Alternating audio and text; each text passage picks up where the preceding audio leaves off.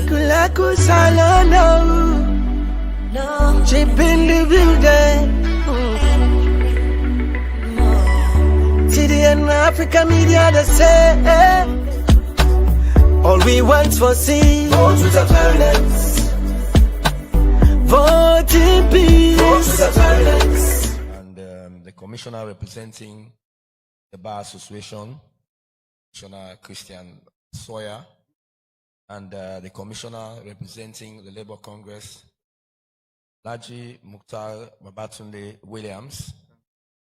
We have the executive secretary, Mr. Olusogo A. David, the chairman of this commission. I also want to once again welcome you to this press briefing, and then we'll hand over the mic to the chairman for his statement. The chairman, sir.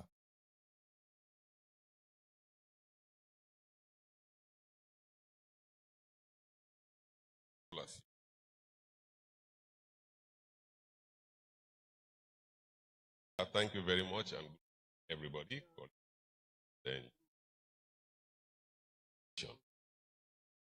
We're here this morning to give you our own updates. Our 2023 polls. As you may be aware, principally our responsibility largely before, after the election. Every other person, we are basically observers. We go there to observe because we'll have done our job to ensure the enabling environment for the ECSL to conduct their job. So in keeping with that statutory responsibility to ensure that we observe the process, we were also on the field. We deployed commissioners, myself and my colleague commissioners were all in the field, and all of our permanent staff, and the ad hoc staff that we are recruited for us by IDS International, and also we have some youth corps that's given to us by the Youth Commission. All of those we deployed in the field, and therefore we had presence in all of the districts and in most of the polling stations. We were there to observe basically the conduct of the elections, and also we are keen at observing the comportment of our constituents, the political parties, and the electorates that went out there to cast their ballots. And generally, we observed that the ECSL staff, both permanent and ad hoc, were very professional in terms of them being very responsive to all the observers that were on the field. I mean, all the questions we posed to them, they were able to answer, and maybe all the intervention we made, they had hired too. In terms of, for instance, assisting women who were pregnant, not to be on the line, lactating mothers, and people with disability. They were ready and willing to cooperate with our observation. So we will want to commend the ECSL that the staff were very professional in the conduct of the elections. And generally, the polling stations, a good number of them open on time. I would say, if I can give a percentage to that, maybe 95 to 96% of the polling stations open on time. We had a few delays in the Western Urban and Western Rural, but we also observed that subsequently polling started in those places, and the ECSL, to compensate for the lost time, they extended the voting time, and in some of those polling stations, we observed that they voted until 11 p.m., and that everybody who came out to vote was able to cast his or her ballot without any problem. So aside from those few stations in the Western Urban and Western Rural, voting commenced on time, and the electorate came out to cast their ballots. And one thing we have also observed that although it's natural, but we find out that even the weather was very hospitable and clement. After voting in Freetown as chairman of the commission, I traveled up the provinces to continue to observe the process. Went to Makeni, through Yilebo, and then Kenima. And in all of those places that I went, The weather was very nice with our people. At least our people did not have the misfortune of having to vote under rain. So it will seem that even nature was in favor of the conduct of these elections. And the people came out to exercise their franchise. The turnout was very impressive. It is not within our mandate to give a percentage on the turnout. But all we can say is we saw very long lines. I mean, people lining up to cast their ballots. So in our view, we think that this turnout was very, very impressive. The percentage is for the ECSL to tell us when eventually they will come out with their own details. And another thing we observed that was very impressive was the fact that the electorate were very, very patient in their lines, and they were very orderly. I didn't see anywhere in the provinces that I went to where there were skirmishes. People patiently stood in the line, and they waited for their turn to go into the polling stations and cast their ballots. So we will want to commend the general public for being so orderly and for being very comporting whilst they went out to exercise their franchise. And for our constituents, the political parties also, generally the comportment was substantially okay. And we had a few incidents, principally in McKinney and Lunsar, where we saw that some ECSL staff were attacked and some of them beaten, and the vehicle carrying polling materials, I think it was in Lunsar or so, was also attacked. But aside from those few incidents that we observed, we also noted that the political parties and their supporters were very comporting, and we want to commend the leadership and supporters of all political parties for that. And we look forward to them continuing in that trajectory. And polling is over, and all of us are patiently waiting for the outcome of the elections. And we all know that the people of this country, they have only one mouthpiece. The statutory mouthpiece of our people is the National Returning Officer. He is the only person that is conferred the authority to pronounce the outcome of an election. Nobody else has that authority. So we are very concerned that we are seeing on social media that people are beginning to publish the results even before those results are announced by ECSL. We will appeal to all and sundry to continue to exercise restraint and to continue to be law-abiding and wait for the body charged with that responsibility to tell us the verdict of the people. I think people publishing results on social media, in our view, I mean, some of those results they are publishing are intended to foment dissent. And maybe they are stuck in conflict. And we think that each and every Sierra Leonean has a duty to this country. We all owe a duty to this country. We as state institutions and state officials, we will continue to do what we can. We will continue to engage. We will continue to admonish. But at least those that we engage and those we admonish also have a responsibility to this country. Let us all know that we have only one country, and that country is Mama Saloon. Lord forbid anything happens in this country, you and I will not have anywhere that will have the rights that we have here. So we owe it to ourselves to ensure that we keep the peace and we help to maintain the peace that we have enjoyed all this time. So we continue to appeal to political parties, the candidates, supporters, to refrain from pronouncing results even before the official announcement of those results is made by the ECSL. You've been very patient in your lines that when you went out to vote, let us continue to be patient and wait. I mean, we've waited for 5 years.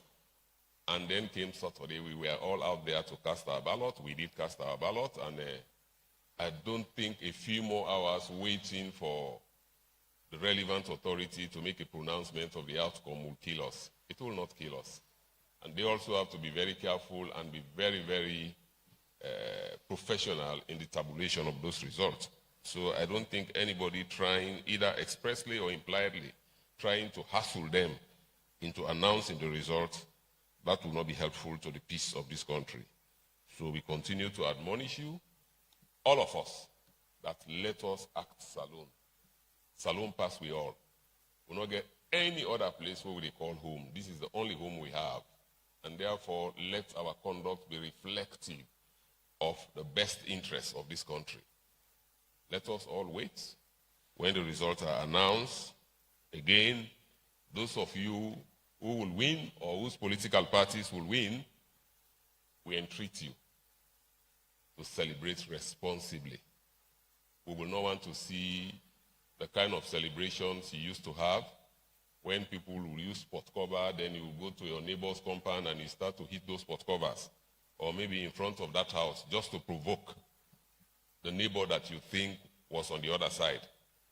I don't think that will all go. If you are successful in any contest, I think you should be magnanimous enough to encourage whosoever you contested with and who is not fortunate to win to continue to be your partner in development and not to provoke and maybe fan the flames of dissent. So we plead with whosoever will emerge the winner. It is Saloon that has won. Let us, all of us, whatever side of the divide you are, if you are fortunate to win, celebrate responsibly. Don't celebrate in a manner that will provoke the other person into anger. So let us all be mindful of that.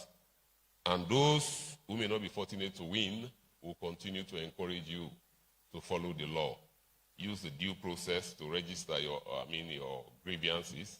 If you are aggrieved by the conduct or the outcome of the elections, there are established procedures that you can follow to seek redress. Let us don't take the law in our hands, and let us continue to be peaceful.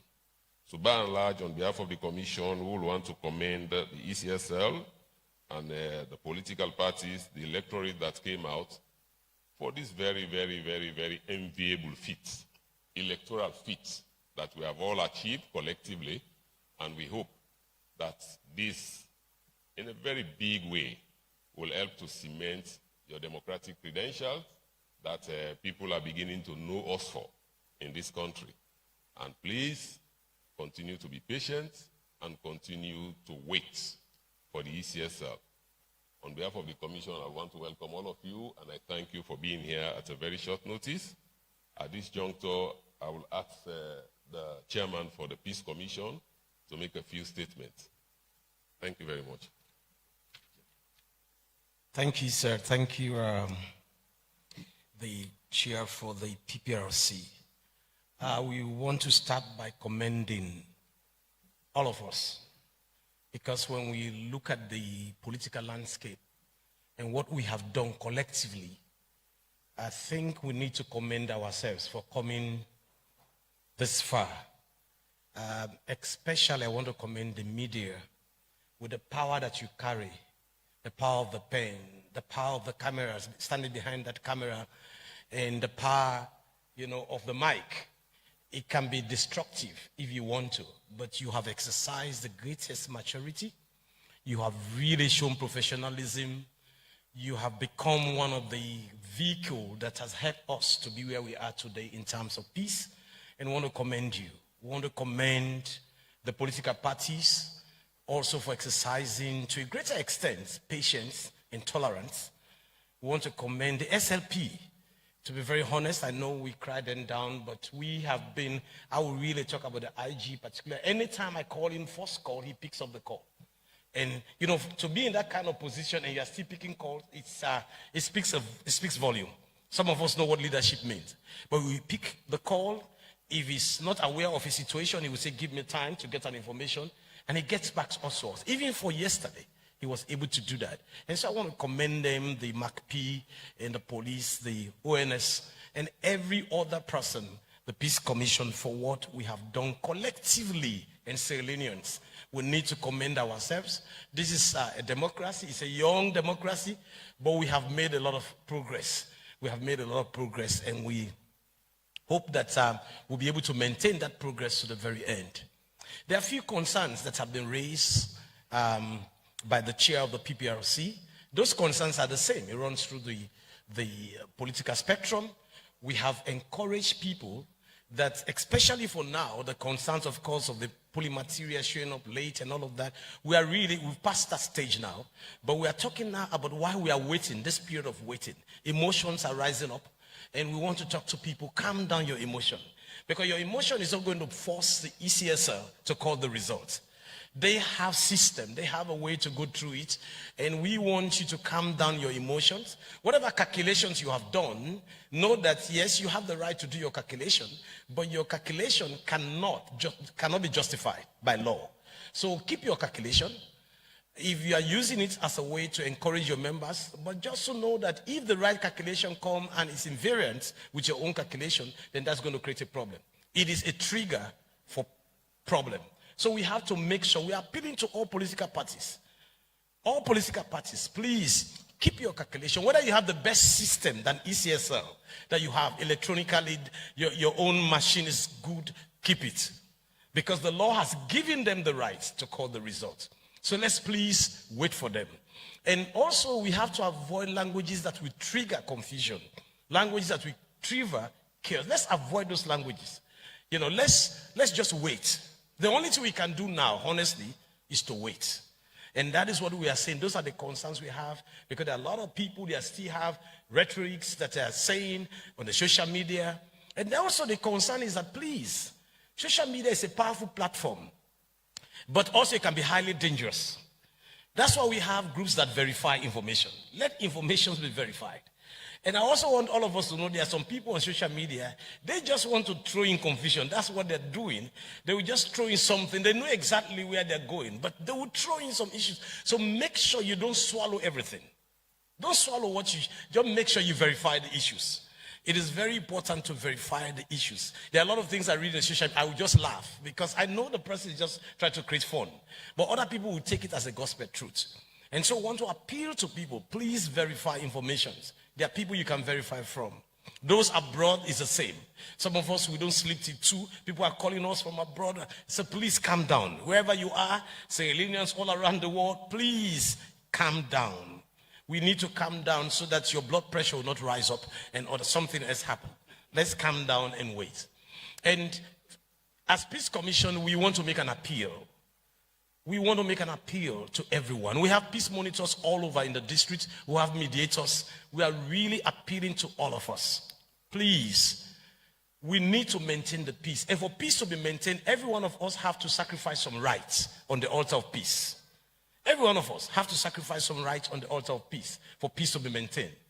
Peace Commission alone cannot do it. PPRC alone cannot do it. The SIP alone cannot do it. But all of us, every Sierra Leonean, we need to sacrifice some rights, like the right of waiting right now. You want to know, it's your rights, but you have to sacrifice it on the altar of peace so that peace will reign.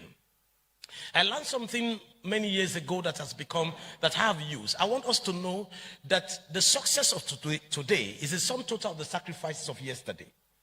The success of today is the sum total of the sacrifices of yesterday. And so that means whatever we've done today is because of the sacrifices we made yesterday. And whatever we're going to do tomorrow is going to depend on the sacrifice we're going to make today. So I want to appeal to every one of us. Let us make that sacrifice. I want to close as I continue to encourage people. I am a person that speaks with so much. I am an African, so I have so many African stories. And I just want to end with this African story. There was a farmer who planted peanuts. He planted this peanut and there was a squirrel who always come to eat the peanut. This farmer did everything to trap the squirrel, but the farmer was not able to trap the squirrel. So finally, the farmer became annoyed. He harvested all the granite and put the granite on himself. He was lying down under the granite just to catch the squirrel. When the squirrel came and the squirrel saw the granite, the squirrel looked at the granite. He looked at the granite. And the squirrel was a Sierra Leonean and a Creole. And the squirrel said, Motaman na motaman. Motaman na motaman. So the squirrel, but he loves granite. So the squirrel went and took some granite. He ate some granite. Whenever the sweet taste of the granite is, he will look at the thing and he will say, Motaman na motaman. He kept on doing that until he has completed. He ate all the granite. The only granite remaining was the one in the palm of the man. The man was still lying down pretending he's dead. The squirrel looked at the eyes of the man. He looked at his eyes, and the squirrel said, Motaman. Now, Motaman. But finally, the squirrel was convinced that the groundnut is finished. I mean, the man is dead. So he jumped on the palm of the man. And when the man realized that the squirrel already on his palm, the man grabbed the squirrel. And the squirrel shouted, Abitokam, Abitokam. Say, Motaman, now Motaman. Ladies and gentlemen, let's maintain the peace because Motaman, now Motaman. Thank you very much. Thank you very much, Chairman, Peace Commission. We'll now take questions.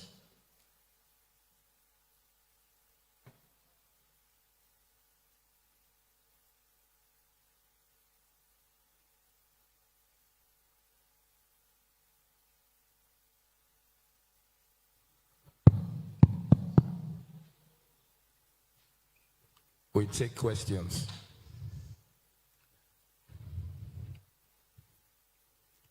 I think we are fine. Are we fine?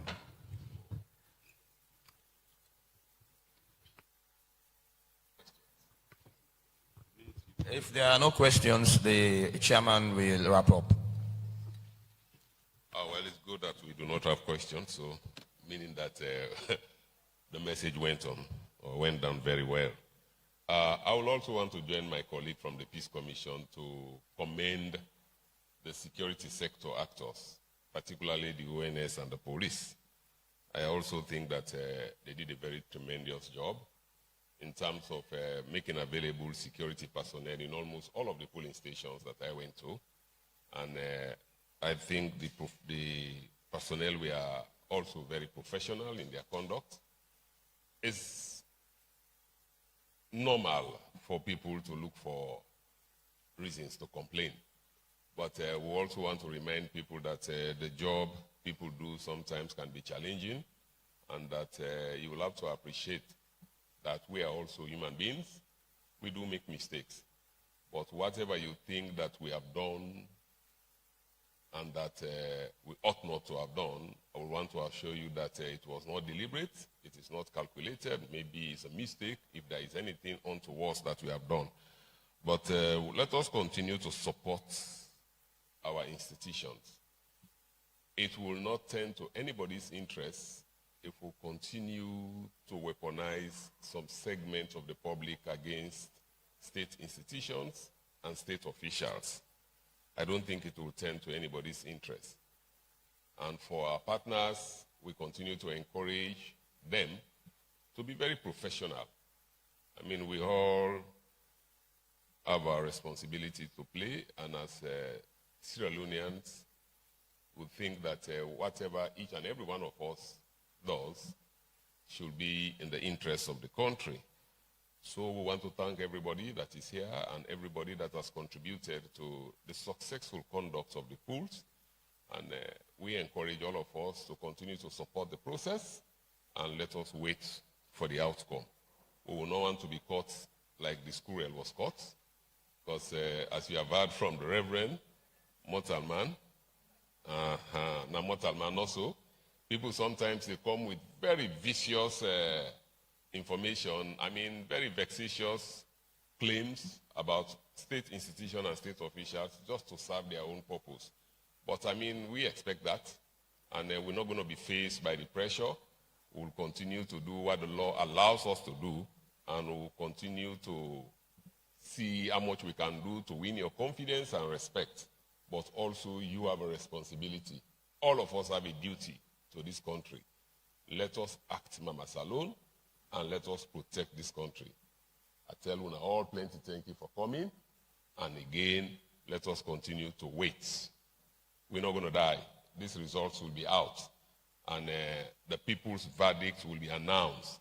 And we'll expect each and every politician to respect the voice of the people. I mean, all of you, as I said yesterday, you were jostling for the mandate of the people. And what you were jostling for does not belong to any of you. It belongs to the people of this country. So if the people of this country choose to give it to any of you, we will expect that the decent thing to do, those who are not opportune to get that mandate, should join whosoever will get that mandate to work for the betterment of this country.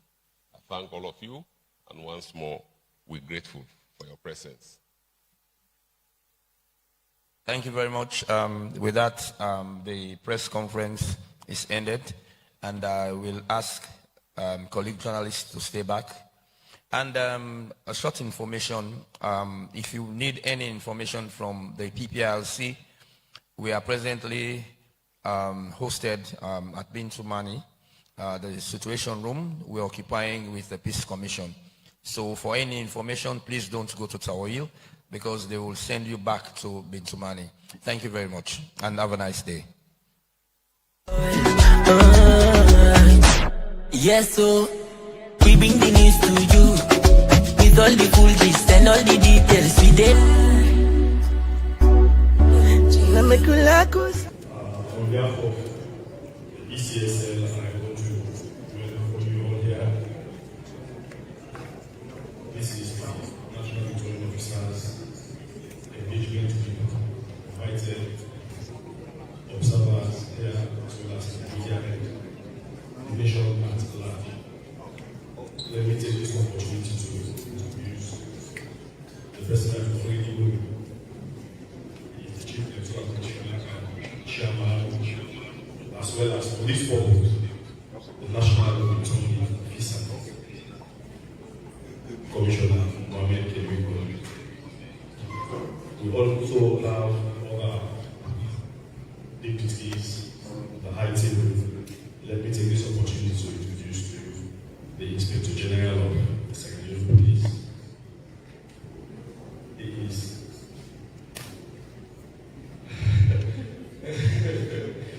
I call this name when we spoke, now it has it's IG If I ask them, apologies. Immediately to his right is the executive assistant to the CCL chairman. He is Alex Safa, and on the far right seated is the director of operations, Mohamed Twin, and I am Albert Masako, the director of external relations. Let me take this opportunity to invite the CCL chairman to come and address. Thank you.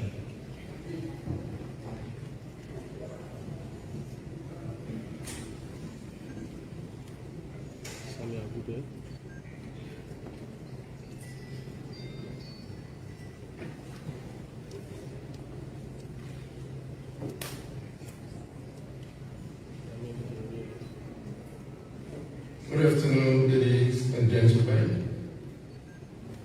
and observers, my colleagues from the electoral management bodies, the press, civil society organizations, Sierra unions.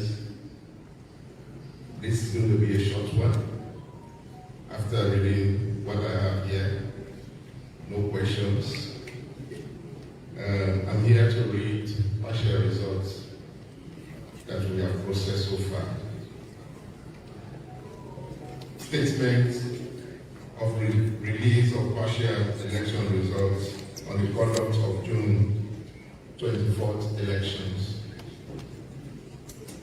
In exercise of the powers conferred on it by Section 33 and 38A as amended of the Constitution of Sierra Leone, 1991, Act Number 6 of 1991, and pursuant to Section 7 and 68(1) of the Public Elections Act 2022, Act Number 17 of 2022, the Electoral Commission for Sierra Leone conducted the presidential, parliamentary, and local council elections simultaneously in Sierra Leone on the 24th of June 2023. By the powers conferred on me as the National Returning Officer, I hereby release partial presidential election results for presidential election conducted on 24th June 2023. These results represent 60% of total polling stations results processed each district. Cleared by the Electoral Commission for Sierra Leone and the Results Management System, as regional talent centers in Freetown, Bo, Kenema, Makini, and Poloko. The results detailed below are partial and do not represent the complete outcome of the presidential election. These are as follows. Ba Mohammed Chano, National Democratic Alliance, total votes tally 14,829. Bio Julius Mada, Trillion People's Party, 1,067,666. Oka Prince, People's Democratic Party, 4,136. Jojo Mohammed, Citizens Democratic Party, 1,663. Kabuta Sir Henry, United National People's Party, 2,865. Kake I, Alliance Democratic Party, 3,094. Kamara Nabiyo Musa, Peace and Liberation Party, 5,149. Kamara Samora Matthew Wese, All People's Congress, 783,751. Magai Charles Francis, People's Movement for Democratic Change, 9,621. Sakor Abdullahi Lukapuru, Revolutionary United Front Party, 4,780. Sandi Jonathan Patrick, 943. Sowa Turi Mohammed, United Democratic Party, 1,099. Williams Bresford Victor, Republic National Independent Party, 1,807.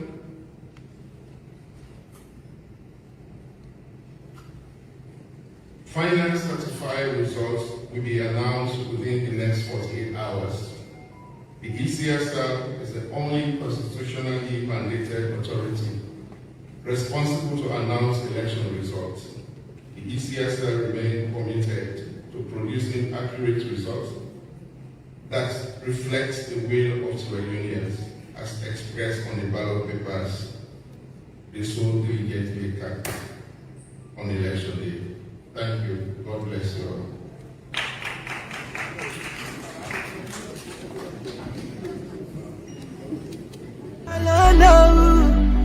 No, chip in the building. TP. See the end, they say, all we want for sin. All we want for sin. All we want for sin. To maintaining democratic stability. The mission further proffers the following preliminary recommendations for consideration in improving future electoral processes. The government should put in place measures to ensure the peace and the stability of the country to safeguard the security of all citizens. The ECSL adopts continuous improvement and transparency in engaging stakeholders to avoid mistrust and enhance confidence in the electoral process, and should pursue continuous communications. Provide a comprehensive voter register data to allow for targeted interventions in the electoral processes to improve participation. Provide the gazetted list of candidates before official campaigns session to allow them sufficient time to campaign.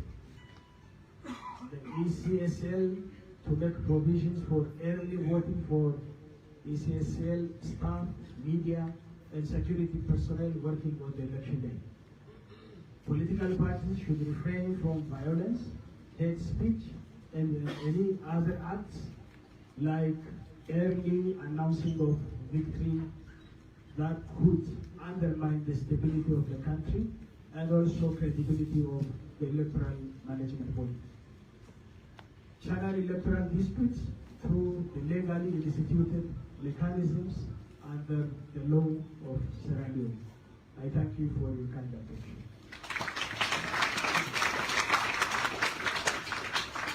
Thank you very much. Your Excellency, Maria Joseph Bosch, Head of the Secretary of the Legislature.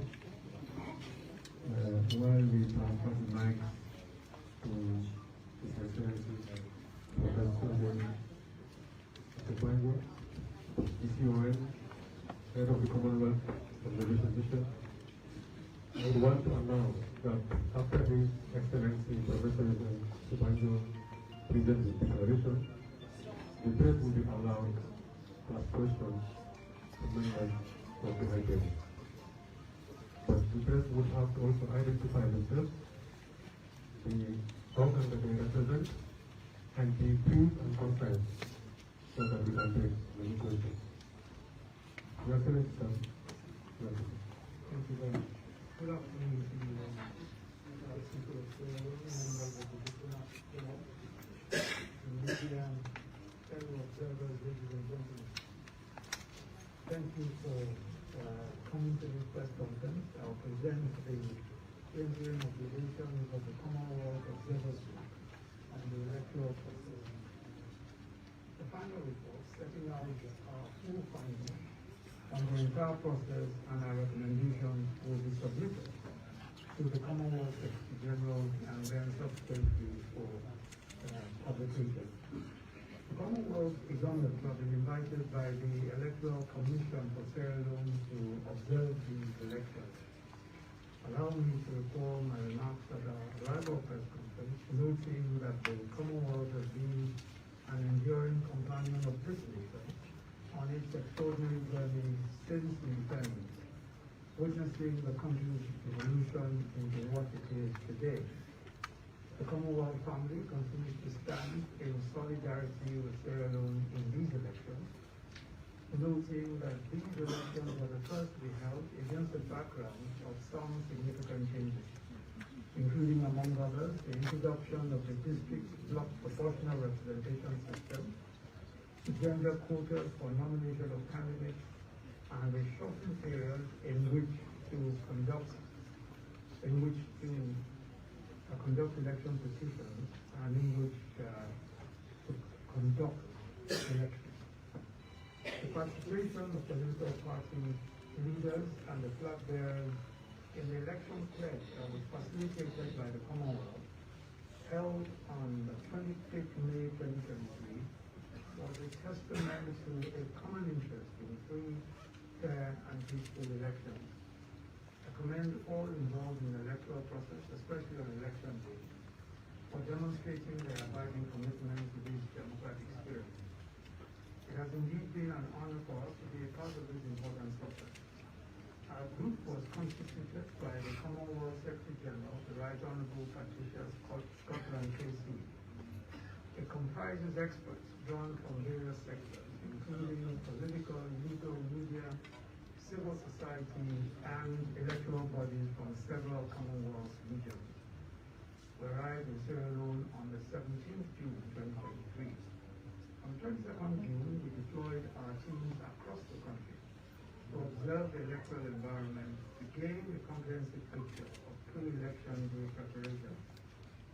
Prior to our deployment to the regions, we were briefed in Freetown by various stakeholders, including the Electoral Commission for Sierra Leone, presidential and mayoral candidates, representatives of political parties, media professionals, the Independent Media Commission, youth organizations, women's forums, representatives of persons with disabilities, security agencies, Commonwealth High Commissioners, the Judiciary, Human Rights Commission of Sierra Leone Bar Association, the Chamber of Commerce, Sierra Leone Labor Congress, and various civil society organizations. We also established working relationships and exchanged information with other international observers as well as local citizens observers. Key findings. We were impressed by the significant turnout of voters and the largely peaceful conduct of elections, a testimony to the will of the people to consolidate the democratic gains of Sierra Leone. Prior to election day, the Electoral Commission of Sierra Leone had provided various assurances of its preparedness and readiness to conduct elections as scheduled. While we commend the Electoral Commission of Sierra Leone for managing a largely peaceful election day, we noted reported communication and transparency challenges and some mistrust in the Electoral Commission and other key state institutions, including the judiciary. We note with concern cases of delays in the start of voting, largely due to the late arrival of voter registers, ballot papers, and other sensitive materials. Unfortunately, there were isolated incidents of skirmishes, police arrests, attacks on polling officers and political party agents, and harassment in some cases of law enforcement officers. The legal and electoral framework.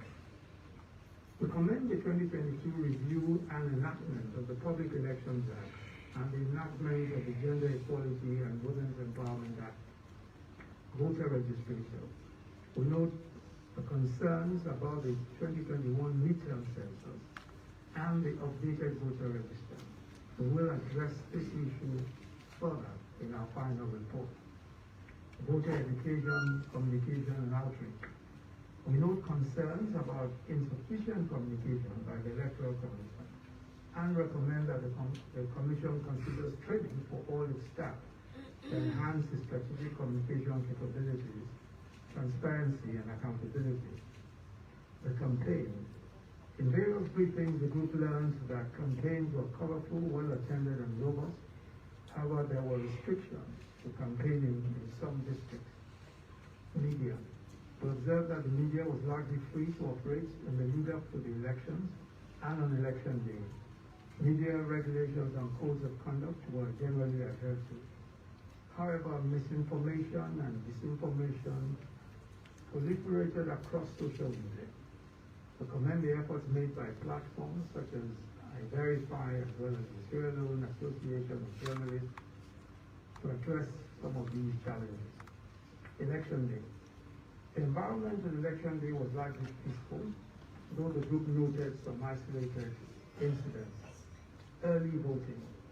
We noted that early voting was arranged on the 15th of June 2023 for security personnel who were scheduled to work on election day, and that the announcement was made just 24 hours prior to the early voting. And there were reports that the list of early voters was not provided to political parties prior to the voting. Pre-poll procedures and opening of polls. On the morning of election day, pre-polling procedures and checks were followed, but not uniformly applied by polling staff. On election day, there were several logistical challenges, most notably the late arrival and non-delivery in some cases of both sensitive and non-sensitive materials. We noted that the Electoral Commission allowed polling staff to grant pro-rata time extensions in some cases where the opening of polls were delayed. It's recommended that the Electoral Commission review its logistical arrangement for the distribution of materials on the eve of election day. Polling officials and security personnel should be present at safe, conducive locations that night, the night before, to receive materials and to ensure readiness for opening on time at the various centers. Conduct of polls. The electoral staff were generally professional, transparent, conciliatory, and for the most part managed conflicts well. There were a few inconsistencies.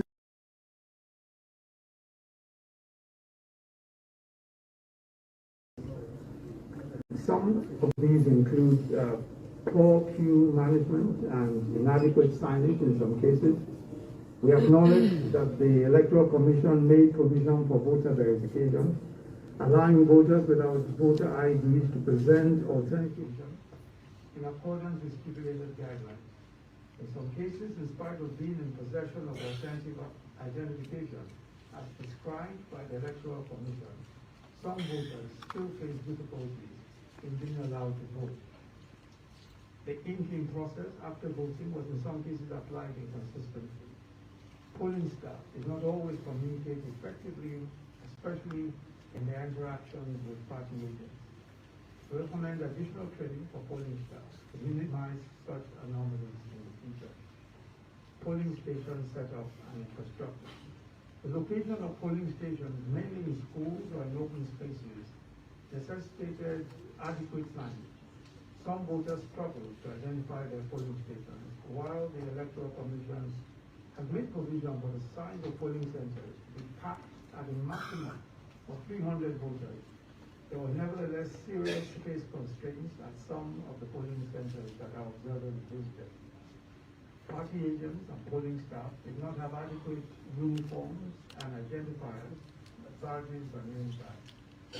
In most cases, there was poor lighting by evening, and the voting centers often did not have electricity.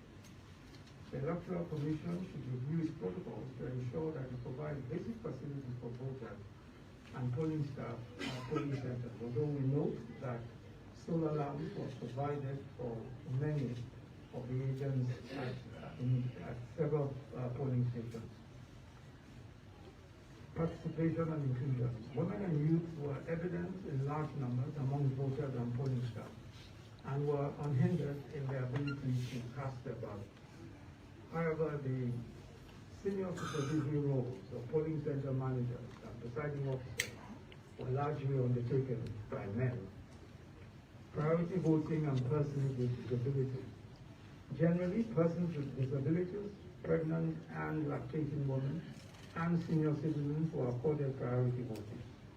There were tactile ballot units for persons with disabilities in some stations, but there were variations in access provided for persons with disabilities.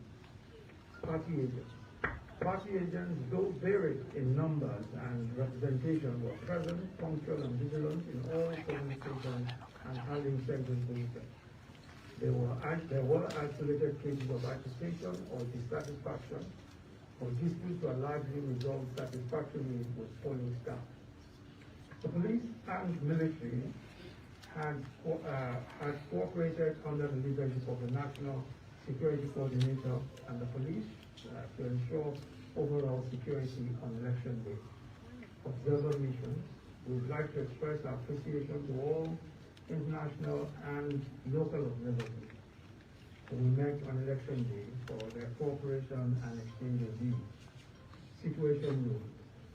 As chairperson of our group, I had the opportunity to visit a number of civil society situation rooms, including that of the National Election Board, Eminent Women Peace Mediators, the West African Network for Peace Building, WANEP, the Independent Commission for Peace and National Cohesion, and the Human Rights Commission of Sierra Leone.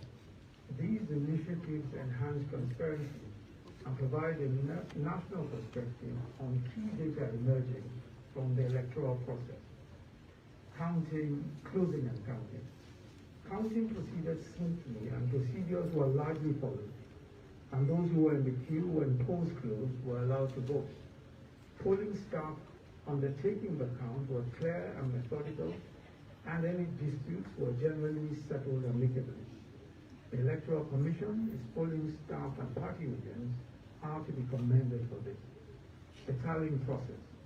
While we're still observing this process and will provide a thorough assessment in our final report, we note with concern reports of the lack of clarity around the actual procedure for tallying, leading to charges of lack of transparency.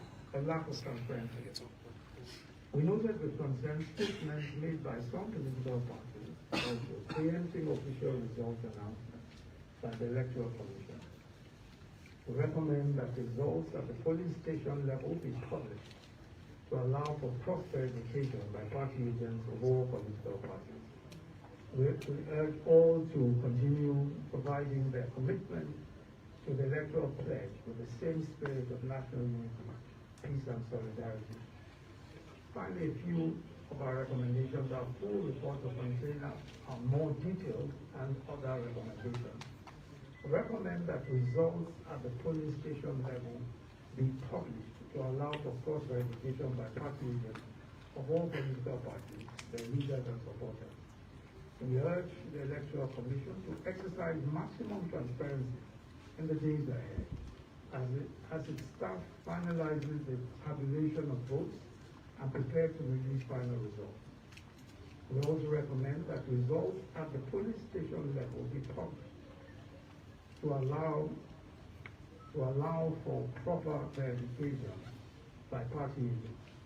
We urge the Electoral Commission to conduct a thorough post-election review at a suitable time and also encourage consideration for the establishment of appropriate domestic mechanisms to take up recommendations offered by our group and other observer groups. We'd like to express our appreciation to all stakeholders with whom the group interacted throughout our time in Sierra Leone. It's our hope that Sierra Leone will continue to serve as an inspiration for the region, the Commonwealth, and indeed for the rest of the world, as a model of post-conflict nation, placing national development and the aspiration of its citizens above all else. It was a special honor for me and my team to be in Sierra Leone at this important time, and we express our appreciation for your hospitality. We trust that our work will contribute to the strengthening of democracy, good governance, and the rule of law in Sierra Leone. God bless the Republic of Sierra Leone.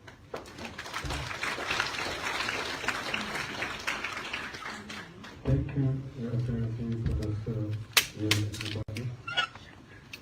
Kindly appreciate the three examination once more for the declaration. Kindly a round of applause. Thank you. We will now open the question and answer session, and we would want to set some rules for members of the media, please, to follow. Kindly introduce yourself and the media and the representative.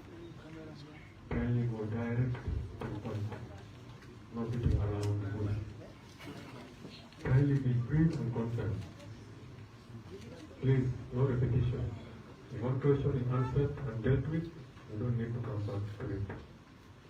But before we open the session, Your Excellency's submission, dear observers, you may notice the absence of Ambassador was left Sierra Leone this morning. The Commissioner for Political Affairs is security. He is left not by his willing, but by force of nature. He lost his elder sister. So before we open the session, I would want us to observe a minute of silence. We can sit down where we are. Just observe a minute of silence, please.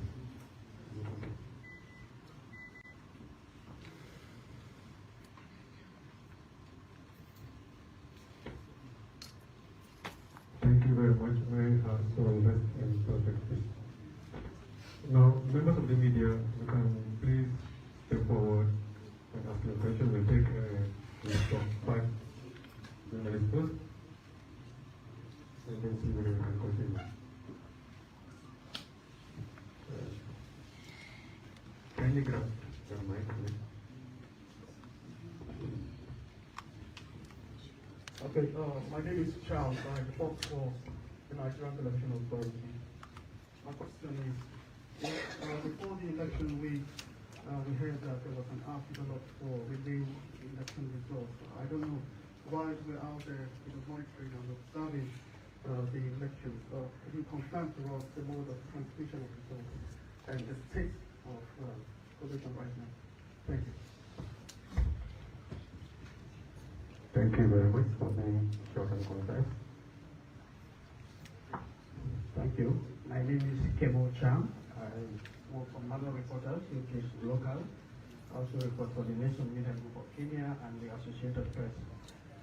My question is for the Prime Minister. If all of you can throw in one or two words, okay, but specifically for you, you concluded your statement by advising any aggrieved party to seek redress through the laws. And in your report, you also cited mistrust, general mistrust for the Electoral Commission, which we realize also for almost every state institution. In that kind of situation, I'd like to know what kind of word of courage you have for whoever emerged as an aggrieved party to seek redress. Thank you. Thank you very much. Any other one? Yes. Step forward, please.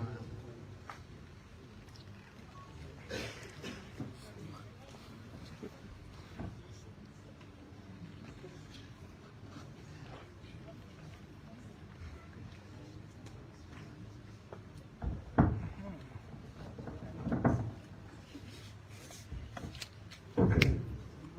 My name is my name is Abu S. Karoye. I'm a freelance journalist and former information officer for the United Nations in Sierra Leone. And of course, I know lots of things that has happened. My question is, now we have seen the irregularities of the Electoral Commission of Sierra Leone, U.S. observers, based on international law.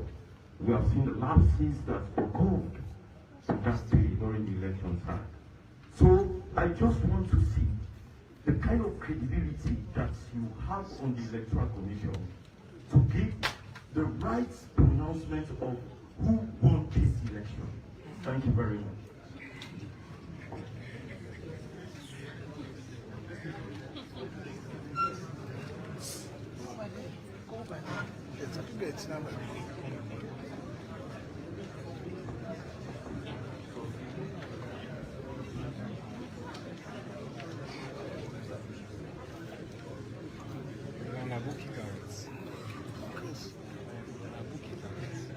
I'm sorry to ask from Expo Magazine. My question is, what would be your message? What would be your message to the youth inside and also to the youth inside before you leave us? That's the one. Another one again, do you have any plans at least to meet with all the political parties in Sierra Leone before you leave us, especially when it comes to peace, stability, and also cohesion? Thank you very much. Okay, what's the subcontract that allows the exposition to respond? And then immediately we take another set of questions. Thank you very much, members of the press and media. Because one of the questions was directly addressed to the AU Election Observation Mission, I will start first and then my colleagues might proceed for the others. In the first place, these institutions are established by the sovereign state, with its parliament endorsing that. None of us here in the Election Observation Mission has the right to undermine the institutions which are established by the Sierra Leonean legal entities. So I think we have to understand that you might have some opinion on that, but we cannot undermine these legally instituted institutions of the country. So that is where mistakes are usually being done.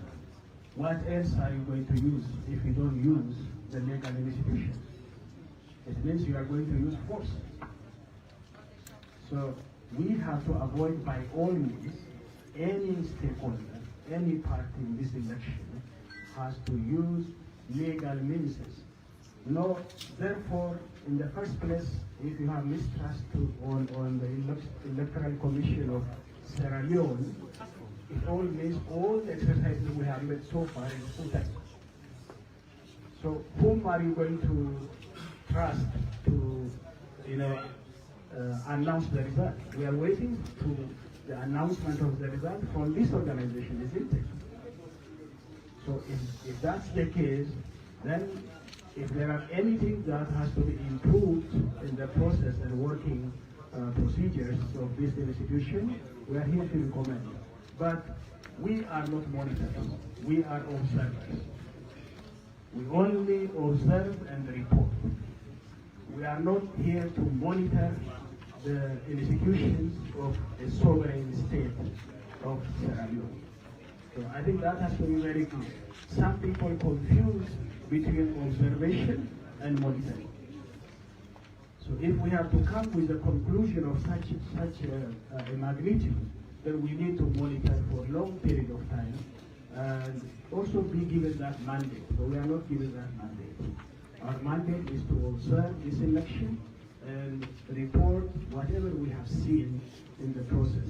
So we have clear respect that in most of the polling stations, all our observers employed has brought the report which we have reported just now. So I think this is where we have to begin with. Yes, there are political party stations, but we have to look into some years ago, Sierra Leone was a failed state. And there is, as far as we are concerned, Sierra Leone has moved slowly but positively into a democratic course.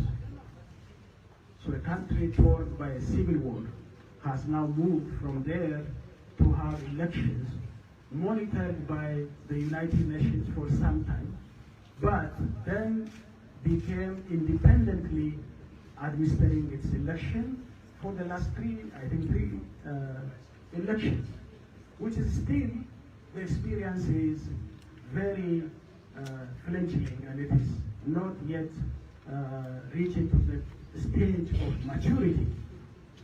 Even in countries which has got 200 years of democracy, they are still fighting. So I think we have to appreciate what the people of Sierra Leone has done so far. And then we have to also see even all the parties involved in this election has to appreciate the progresses that this country has made and try to support this process to reach to a point where democracy much more being matured and prevailing in the country.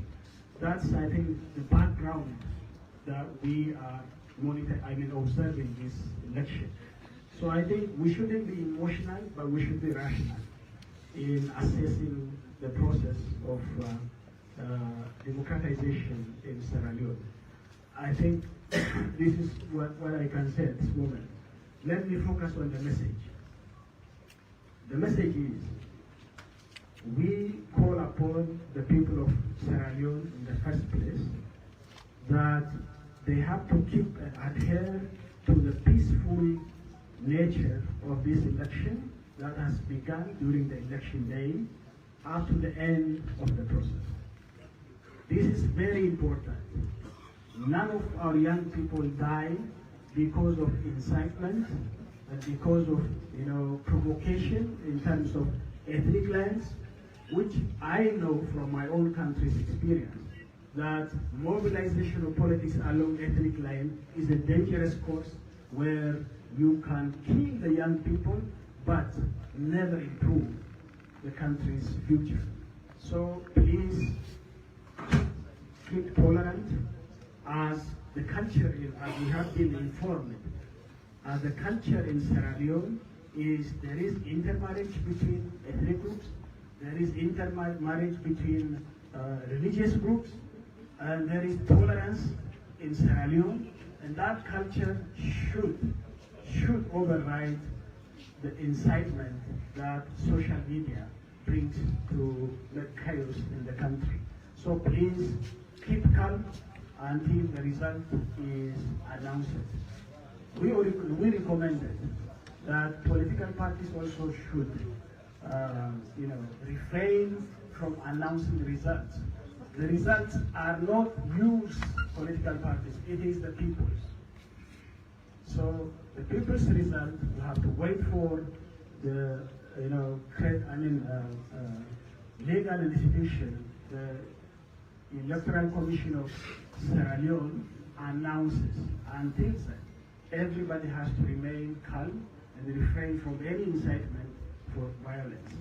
So this is the clear message we are passing. As Africans, we have that responsibility, and we need this to happen in Sierra Leone. Thank you. Thank you very much.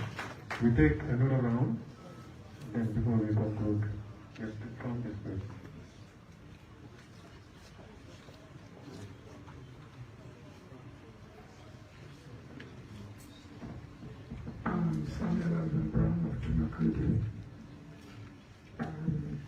As we have a very high we want to know what are your views and position as to the many inadequacies in these June 23rd polls. Many registered voters were denied access to vote on polling, even though the Electoral Commission of Sierra Leone assured all that all registered voters will vote with some identified purple cards. Later, a lot of sensitive materials. So people are increasingly worried that all of these inadequacies will militate against them or their favor choices. So just want to know to hear what the observation of the question. Yes, please. Next question.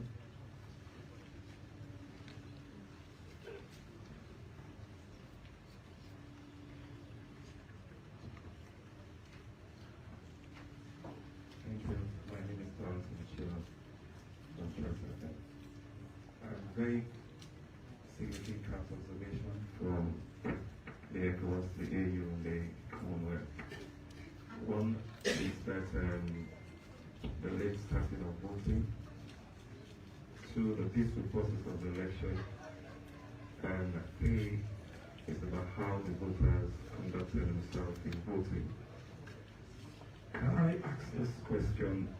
Is this a norm in Africa's setting with regards to voting? What can you do or don't with regarding ensuring the voting process always commence in time to give periodic access to voters in terms of, reduce the acclimatization from, their contribution in terms of voting?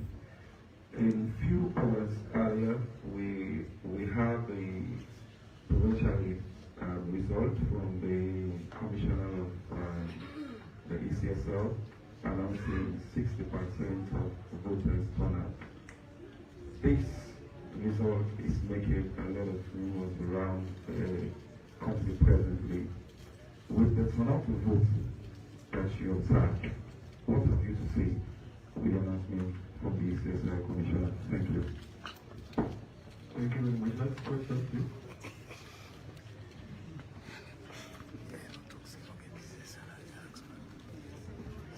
Good afternoon. My name is Juma Baskia, Nigerian Media, a UK-based media institution. My question for the observers, the process is done.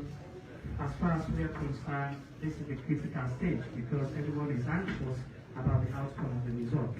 Now, observers are going, and what if a certain political party disagree with the result?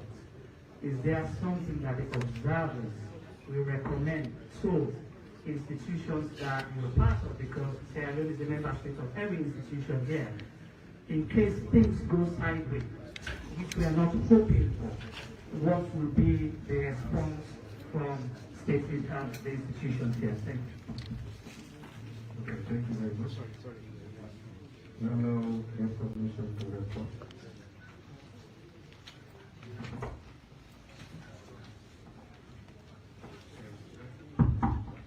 Thank you very much. I think on the issue of the inadequate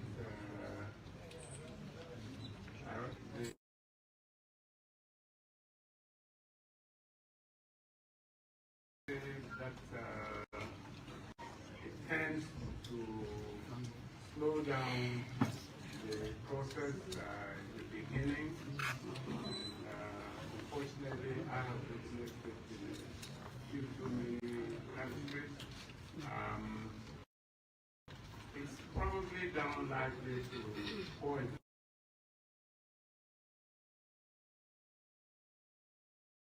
casting and planning ahead of this processes. And here, I was surprised that these logistical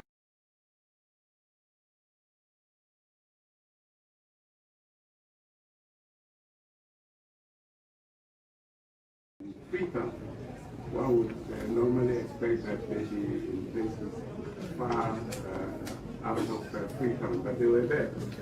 So these are issues that need to be taken note of and proper planning done so that subsequent processes will see improvement. It's not excusable, and I think that it's a challenge for the Electoral Commission and hopefully for all other stakeholders to improve on this process.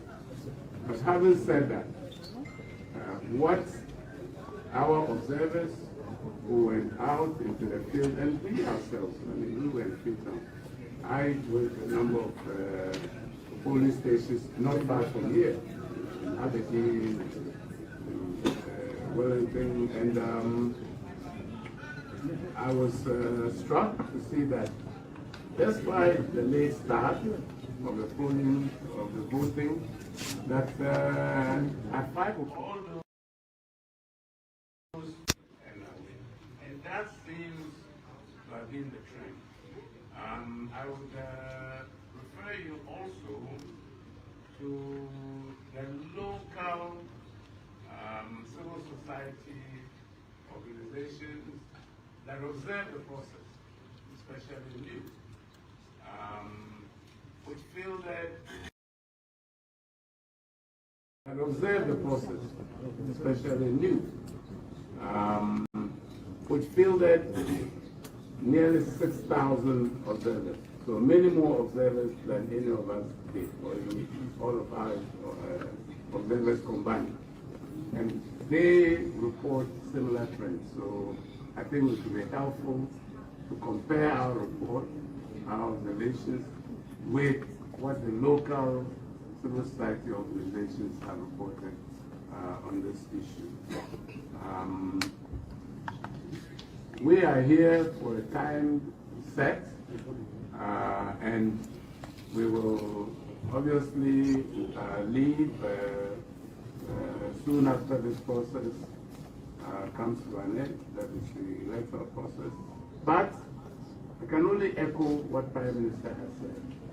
You have national institutions, constitutional institutions, but also some informal institutions which have been very active during this period, mediating and engaging in working for national cohesion and inter-party dialogue. I'm referring, of course, to the Interreligious Council, other similar bodies of councils of elders, and the National Peace Council. All of this to continue their work to help to reconcile this country, especially the political parties and the political activists. Campaign periods are usually quite divisive. They're very competitive, and, they can get very emotional. So it's to be expected that the social fabric may be frayed after this very hectic campaign period. So I think we will hope that the National Peace Council and the Interfaith and the Religious Council and others will step in. It's work they are doing already, which we commend them for, and that they will continue to work to heal the country so that you put the elections behind you and move forward, because, as you know, there are many challenges that you need to tackle as a people united and determined to develop your country and address the many socioeconomic difficulties that not only Sierra Leone, but indeed at this point, all African countries and indeed other developing countries are facing. Thank you. There was one last question. He said, what if one party does not agree with the result? What would you do? What if one of the parties does not recognize the result? What would you do? Perhaps just to add to what His Excellency Dr. Chambers has said about what happens when the observers leave. There is a great deal of commitment that Sierra Leone and Sierra Leone's democratic process and its stability. And there are several African regional organizations that are very committed to it. Sierra Leone is a representative at the Security Council. It presides over the APRM mechanism, and there is a deep and abiding commitment to ensure that there is stability here in Sierra Leone. Indeed, when the observers leave, we have here already, we have the Council of Elders of ECOWAS, led by President Jonathan, former President of Nigeria, President Ouedraogo, former President of Burkina Faso, who are here. The Council of the Wives, the Asian Council of the Wives, that also is here. And their precise mandate and responsibility is mediation. So they have been involved in prior to the elections and all of that, and they will be involved even when the observers who will of course to observe may have left in the process of mediation if there is any need for that.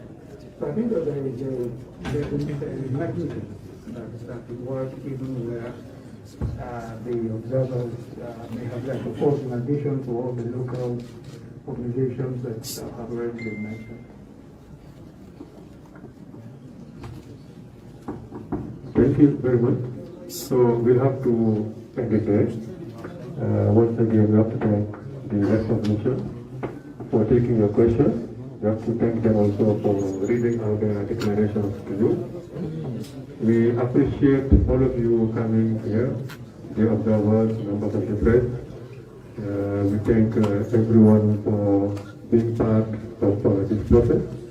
And while we look out for the results to be announced later, we just pray for peace and serenity to reign in Sierra Leone. Thank you all for coming, and cocktail itself outside.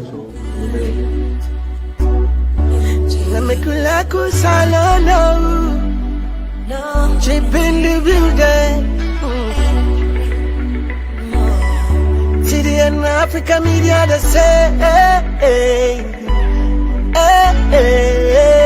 so now not the time we for better, we country, we for come together as a family, live in peace and harmony. So during this election, that's not an option. During this election, we don't want to tie by division. All we want for see, vote without violence. Vote in peace. Vote without violence. TDN. And violence that emerge the otherwise peaceful atmosphere in at least 6 districts.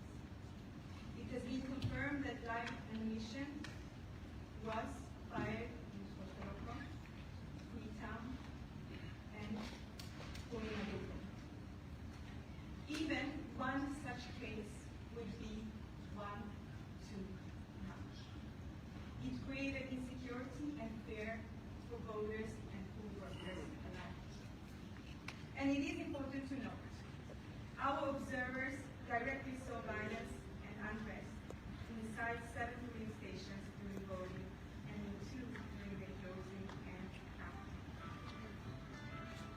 Unrest and turbulence were directly witnessed alongside the EU-UN observers in study centers in Porto Rico, Freetown, and McLean. Election observation is not a one-day event. To make an informed assessment of 2023 general elections, the EU-UN started its work already in May. Upon arrival, we saw that the ECSL appears to be operationally prepared to hold elections on time. Our observers saw training of temporary election staff, and it was overall positively assessed. However, procedures for tallying and result management came late. It clouded prospects of a transparent tabulation and result process. Thus, far in the tabulation process, it appears that those procedures are not always properly applied and not always the expected transparency in result management is achieved. And this brings me to one of the key issues observed during the weeks that the mission has been on the ground. The issue of transparency and timely and clear communication. Prior to the polls, the ECSL took positive measures to mitigate various shortcomings and missteps that occurred at various stages of elections. So maybe you hear me better now. Prior to the polls, the ECSL took positive measures to mitigate various shortcomings and missteps that occurred at various stages of elections. However, those efforts were eclipsed by insufficient transparency. As you all know, the political environment is highly polarized, and in such circumstances, lack of transparency is reducing the public confidence in the electoral process. So all things considered, we can say that the ECSL lacked clear, timely, and comprehensive communication with the broader public.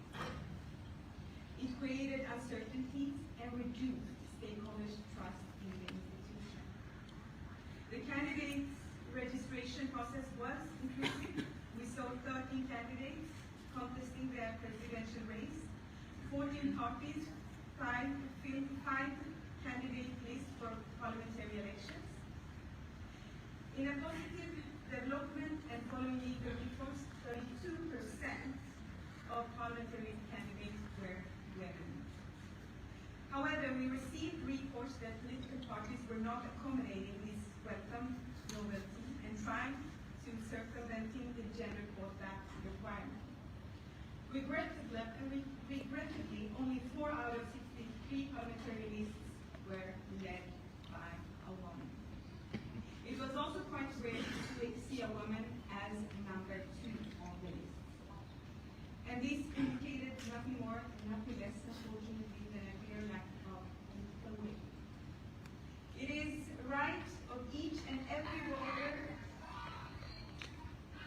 It is a right of each and every voter to know their candidates, and this was not respected. Final list of candidates were published only a few days before elections. At least the presidential list were made public well in advance. And now let us speak about how those candidates campaigned. Our observers observed more than 40 rallies in all 16 districts. The campaigns were engaging. At the start of the campaign, freedom of movement, assembly, and expression were largely respected. But then, closer to the election day, localized, politically motivated attacks by different actors happened in at least 6 districts of Sierra Leone. And we saw also, unfortunately, live ammunition being used by security forces at one of the main political parties' headquarters in Freetown. It left one person dead. And let me stress, elections are won through balance, not violence. Political violence, what we saw primarily in southeast of the country, shrank the space of political participation and hampered the level playing field. On a positive note, though, the new Electoral Act gave the Political Party Regulation Commission broader mandate, and on many occasions the PPRC mediated political confrontations. However, seldom its sanctioning powers were applied to ensure a full compliance with campaign rules. Signing of the peace pledge by presidential candidates did not trickle down to the districts. Clearer, timelier, and more resolved actions against harmful practices would have had to uphold an issue-based campaign discourse. With no caps on donations or expenditures, better-off candidates had a clear advantage in all cases. The APC and SLPP were by far the biggest spenders, holding costly, large-scale rallies, dominating the outdoor advertising space and radio broadcasts. Digital ads were rarely used. Instead, the SLPP campaigned on official government websites and social media accounts, effectively blurring the line between governing and campaigning. Media plays a critical role during the election, and we commend those well-established broadcasters who offered a balanced coverage of campaigning. Our observers observed political debates at various levels in all districts. Those discussions helped voters to compare lead contestants directly. Furthermore, there were debates exclusively among women candidates. Regrettable, however, the national presidential debate also planned did not take place. However, we also saw media poverty, and as a result of it, many community radio stations sold their prime-time parties or openly rallied either for the APC or SNP. Such practices do not accord with the core principle of professional journalism and mislead voters whose main source of news are the radios. During this campaign, social media affected also those who rarely use the internet. Our social media monitoring unit recorded many aggressive and divisive messages that exploited ethno-regional sentiments and economic hardships. Such content was posted on political groups on Facebook and featured in comments on Twitter, creating insecurities for many voters and heightened the already polarized campaign environment. It was very encouraging to see how well-established media and civil society joined forces to counter disinformation. The National Fact-Finding Initiative, I-Verify, used a multitude of digital and offline channels to debunk falsehoods prior to the polls and on election day. Media and civil society also played a decisive role in the various voter information campaigns and promoted inclusive participation. Last but not least, I'd like to acknowledge the important role citizen observer and faith-based organizations played during the campaign. They monitor different aspects and stages of the elections and issued timely reports. The reporting offered voters a non-partisan assessment of elections and upheld democratic values. As observers, we always hope to see democracy thriving. As I said before, our observers are present right now and following the tabulation of the results. And in this regard, I would like to stress the importance of transparency. We all know that the political environment is tense, hence it is imperative that the Electoral Commission for Sierra Leone provides full transparency during the tabulation of the results, and all observers have an unimpeded access to critical stages of the tabulation, including intake of result forms and data entry. Enhanced transparency measures would ensure confidence and trust in the electoral process. I will return to Freetown in some 3 months to present the final report. The report will be more detailed and will also include recommendations on how to improve future electoral processes. And I would like to conclude by stressing that there are no problems that can be solved. It only requires joint actions by all forces. Thank you very much for your attention.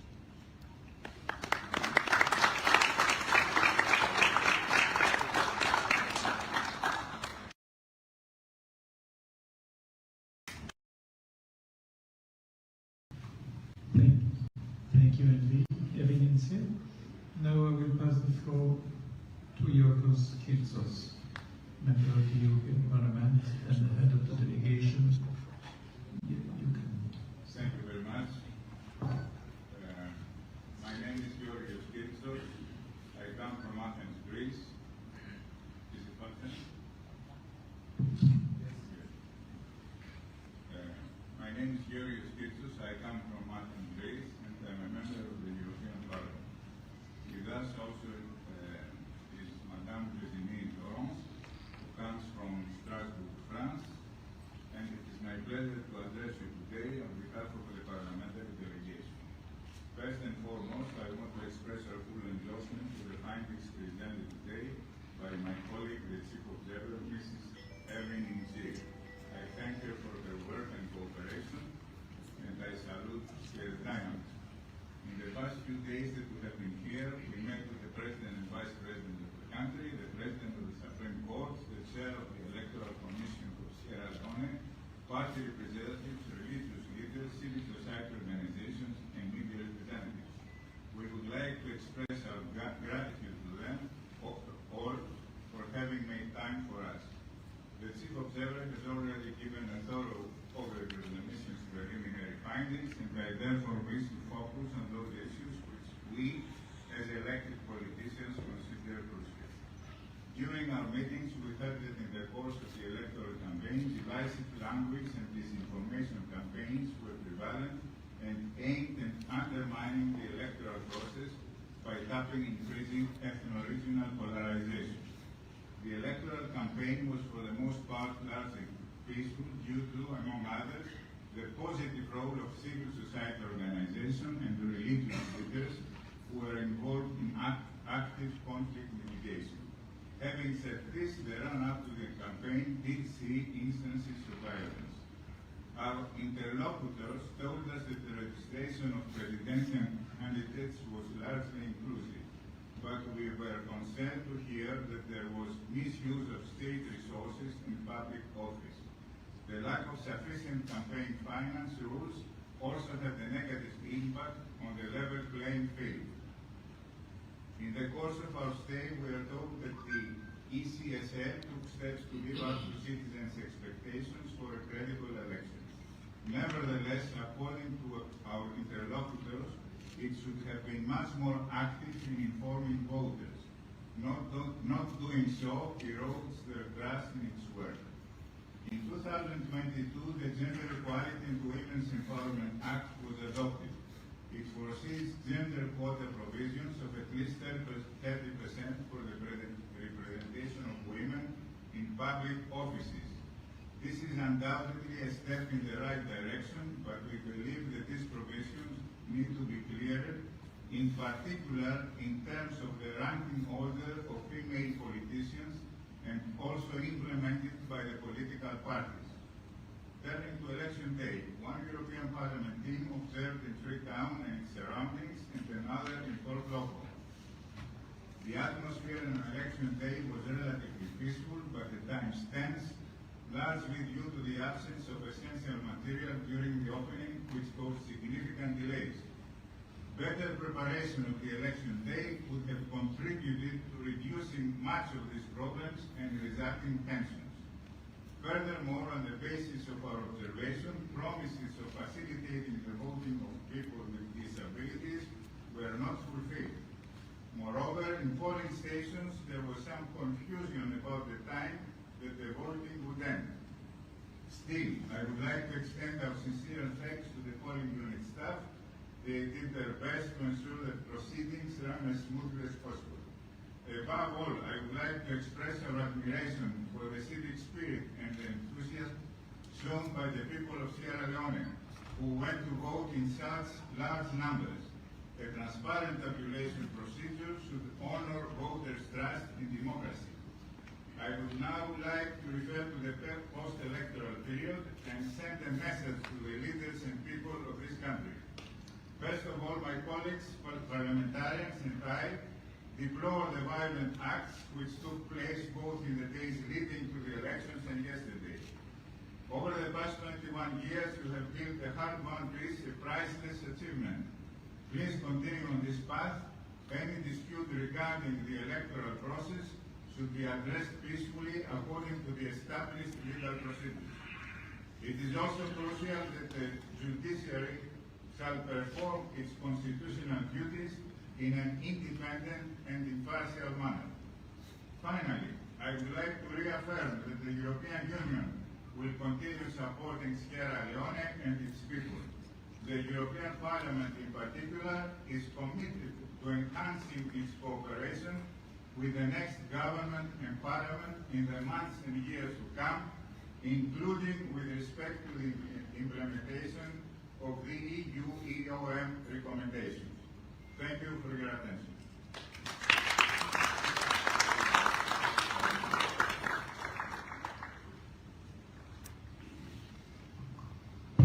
And now we go on with a session of questions and answers to the Chief Observer. We will ask sets of 3 questions by 3 questions.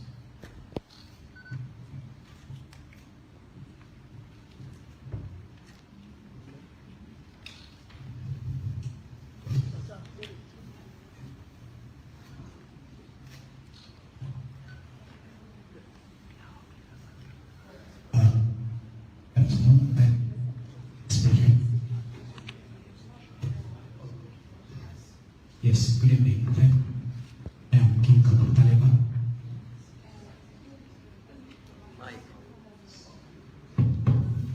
Yes, I am King Kabutaleba.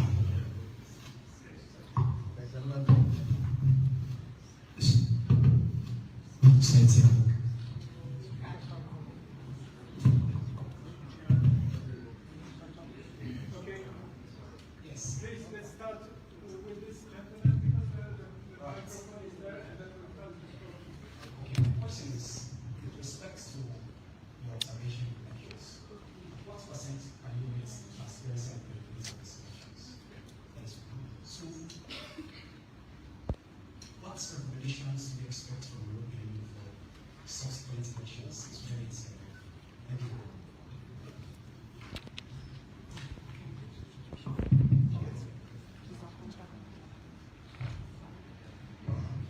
Thank you. Yes. Yeah, thank you. My name is Kemo Chan. I'm a reporter. I also report for the Associated Press and the Nation Media of Kenya. You have painted a picture that suggests that the incumbent had unfair advantage over the opposition because they conducted the elections. They were responsible to make sure that everything was right and clearly everything was right for what we had.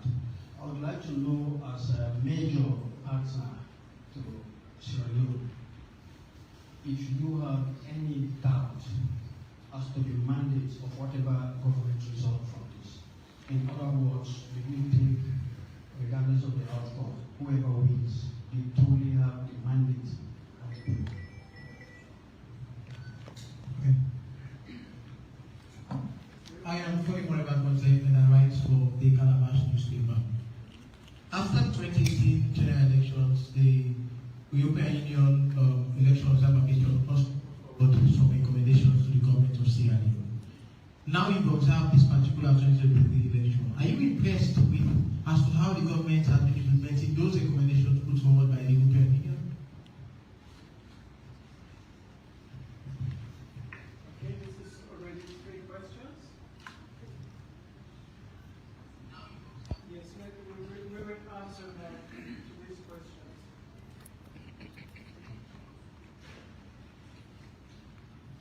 So thank you very much.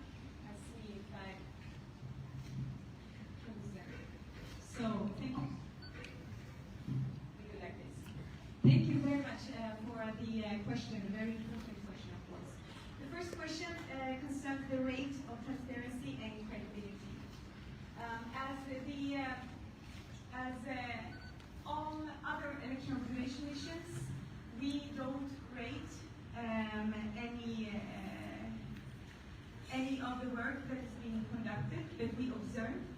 And based on the observation, we are putting forward, as we do today, our first preliminary statement where we address shortcomings and problems.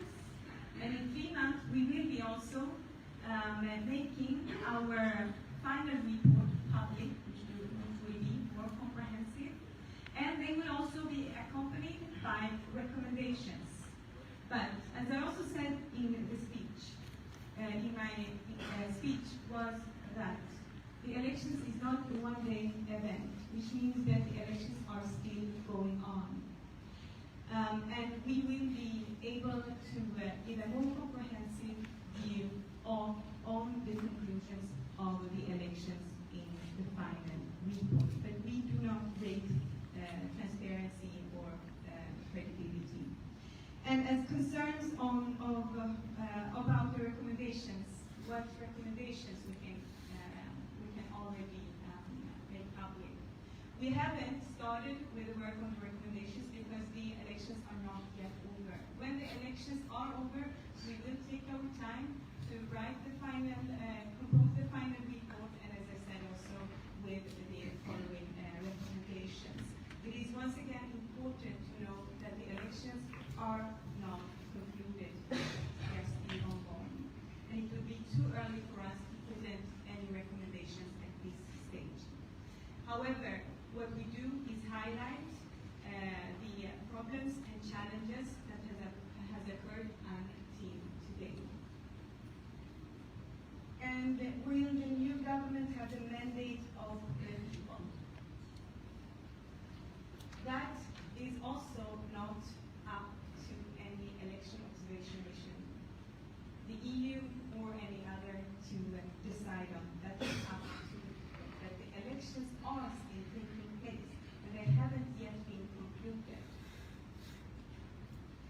As regards to if we are impressed by the implementation of previous recommendations, as I understood. We had around 3 recommendations presented after the last elections, 30 recommendations presented after the last elections, and some of them have been accommodated. One of them that I also raised in my introductory speech was the one on at least 30% women on the lists. And there is also another legislation put forward, the legislation on women empowerment and gender equality. So some of them haven't been implemented. But what we do is also that after approximately half of the mandate, we usually also follow up with a follow-up mission to assess to follow up on the implementations of the recommendations. And this is what's being done with the government and with the competent authorities. I think I answered the questions in this round. Thank you. Let's go for another set of 3 questions. My name is Emmanuel Joy, I work for People Africa Radio. You make earlier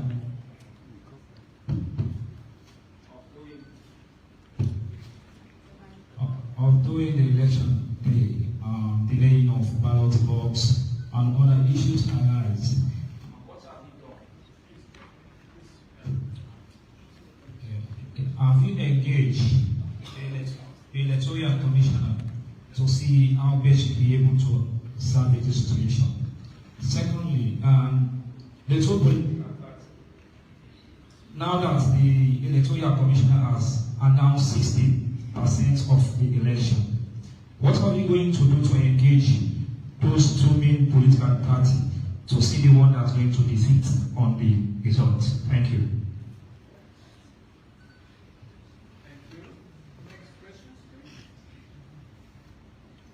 I am Isaac Kinisa Kamara, editor for Edit Press magazine.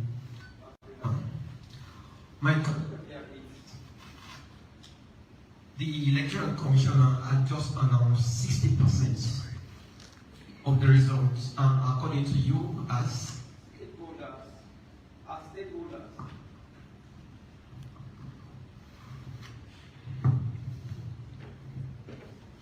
According to you, as stakeholders, you did make some recommendations, observations, in as much as what you expect from the collaboration of Sierra Leone stakeholders is concerned. And now that the 60% report has come, I would like to know if it works in accordance with your recommendation. Thank you. Next question. Hello, my name is Chumaba, Sergio Media, UK-based media institution. My question is with regards to confidence and trust. That has been a big issue, mostly for citizens. Citizens are anxious. Citizens don't have confidence in state institutions. And now the EU and other observer missions are recommending, but the process is still ongoing. This is a critical stage. Results are going to be announced. What is the role, what will the European Union, not just the observers, what would you recommend to the European Union to ensure they protect citizens, they stand for citizens, being that there's already a mistrust and that has been captured in more or less all the reports from observers? Thank you. Let's go for this third question.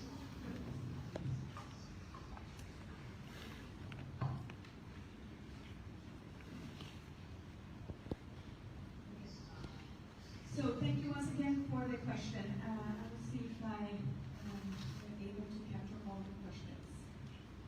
First, the issue of ECSL and the delays. The mandate of the election observations is to observe. We cannot intervene or interfere. What we do is observe, and based on the observation, we will be putting down our recommendations. However, we did see that only 2 of almost 50 polling stations that our observers observed opened in time, but the rest were delayed. Most of the cases, the polling stations opened after approximately 1 hour, but there were some cases that opened a bit later. One of the polling stations I myself observed. But this is included in our preliminary report, and it will also be included in the final report with the recommendations. On the 60% of voting is done. Was it in accordance to the recommendations that EU and put forward after the last elections, as I understand the question? As we are stressing here today, there are many challenges and many problems to be addressed. Issue of trust, issue of transparency, issue of communication. And trust, the best way of ensuring and increasing trust is to be as transparent as possible and to communicate as timely as possible with clear answers as possible. And we have seen, unfortunately, during the process, not only during the election day, as I said, election is not a one-day event, it is a process. During the process, the ECSL should have communicated more clearly and addressed the problems occurred timely. So we will be putting forward our recommendations later in a couple of months, but we have observed that there are shortcomings and problems yet to be addressed. And about the confidence and trust at this critical stage and the mistrust. Yes, as I do, there is a mistrust, and the mistrust can be addressed through more transparency and better communication. And the elections are not over yet. So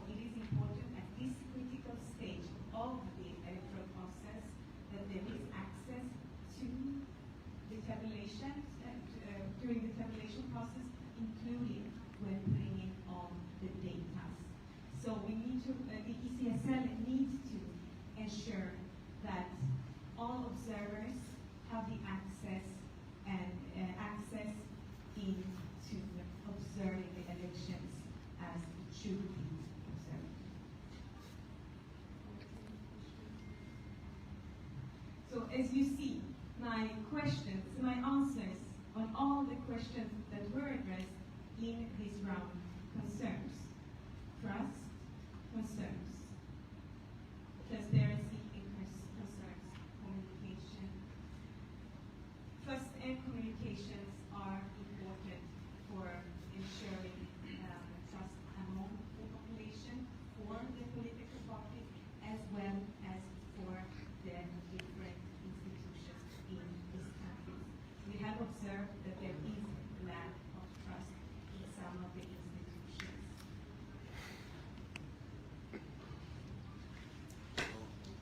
We'll take 3 more questions. Thank you, Dr. My name is Mohammed Edla, proprietor of Student Times newspaper.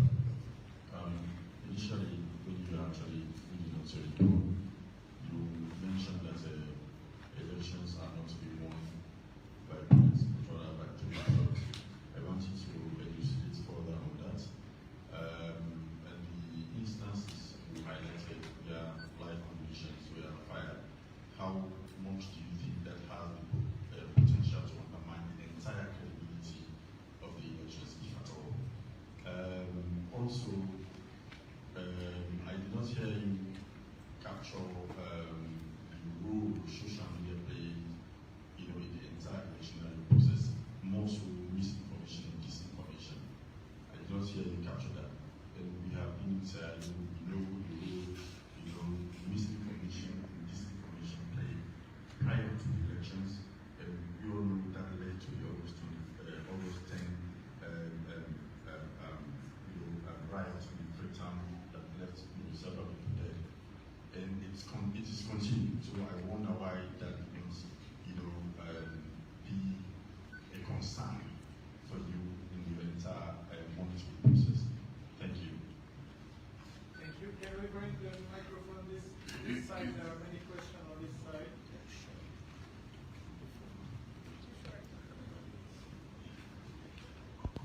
Thank you very much. Good evening. I am Reverend Usman Fona. I'm the General Secretary of the Interreligious Council of Syria. I know the European Union has poured a lot of money into this country. And in Africa generally, when people hear that election observers like the European Union are coming to the country, the expectation is that things are going to be perfect in terms of advising, intervening into the system, and making sure that they address challenges on the spot.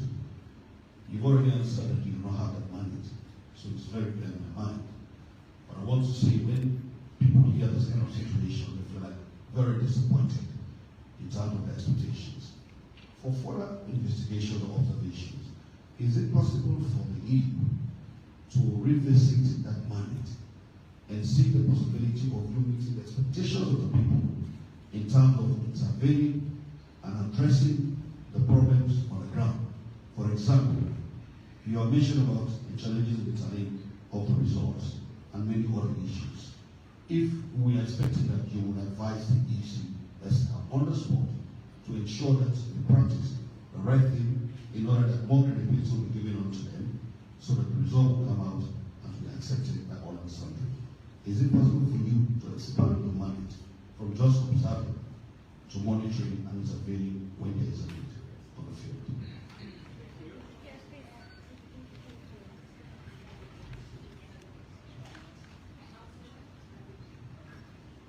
We will answer this question and then we will get a last set of questions.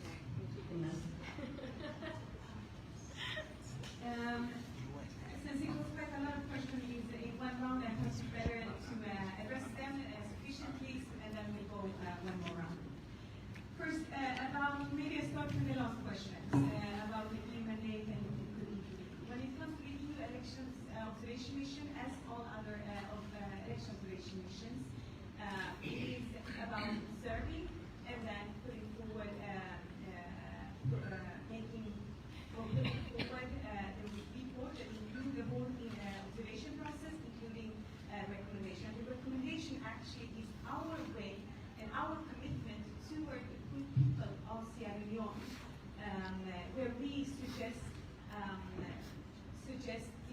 way of addressing the shortcomings and the problems that we have observed during the electoral process. However, the election observation missions are not the only cooperation that we have with Sierra Leone. We also have other roles.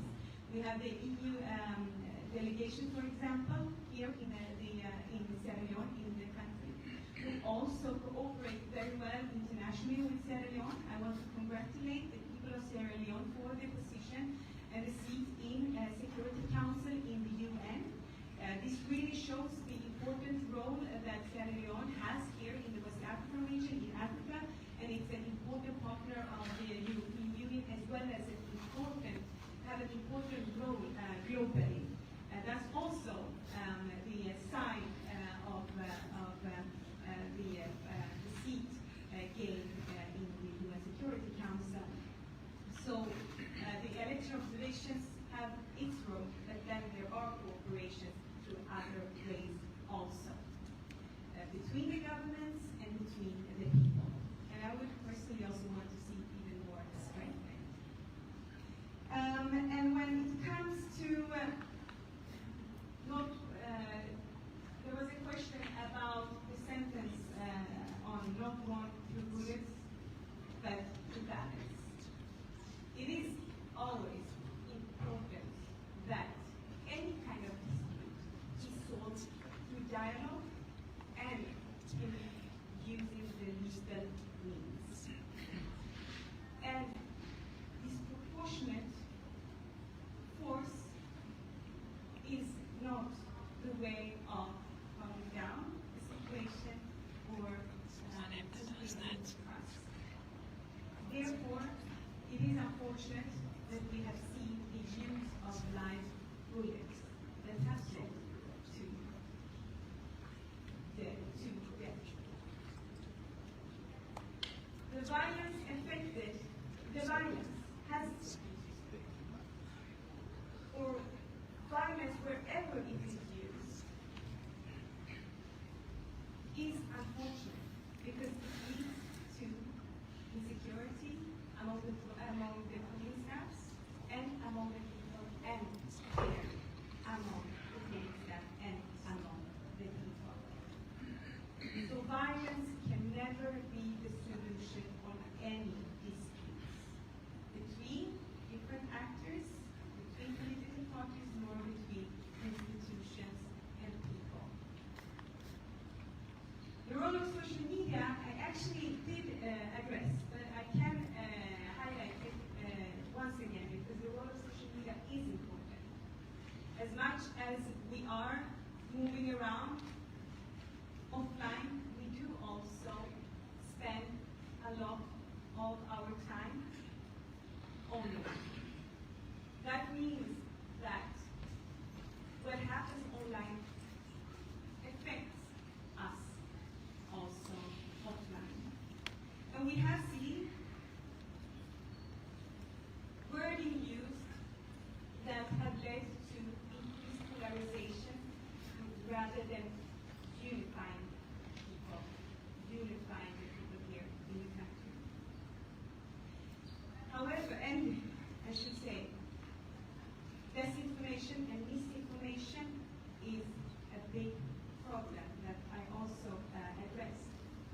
I, however, want to applaud initiatives as I verified that took an important role on very quickly confirming or de-announcing the information or the disinformation that has been spread. So I would like to really applaud iVerify and all other actors that took responsibility on ensuring that disinformation and misinformation was not met by silence. Yes, that was questions. Of course, I fully agree with having the information as they gave you and the analysis. I would like to address you not as a politician, but as a veteran journalist, because before becoming a member of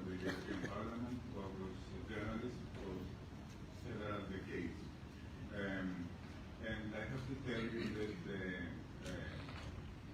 I admire your professionalism and your dynamism, but journalists always move faster than politicians because you want to bring about the news, but we have to follow procedures because we are here to observe, to describe and to underline, and of course we will reach some conclusions and will make them public. But you shouldn't push us to jump into conclusions if we don't jump into it. Because by doing so, we can compromise our impartiality and effectiveness. So I just want to describe our two different roles and congratulate you for your professional quality. Thank you. And now the last set of questions. Thank you. Sorry. So, Portia Cross, AFP. You mentioned some violence at the beginning, although it was a little bit difficult to hear the first few moments of when you were discussing the violence in different areas. But I wonder, is this in line with past elections, or has there been more violence than usual, or would be just good if you could contextualize that a little bit for us?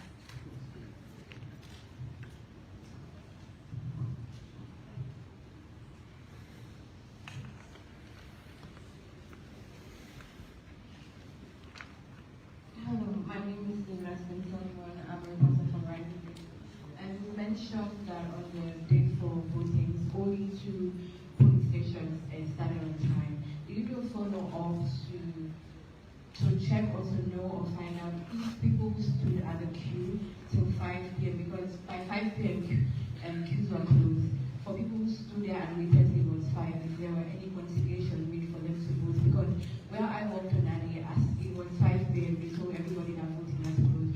So a lot of people on that day didn't vote. Did you then follow up on the stations that you mentioned didn't open on time? Thank you.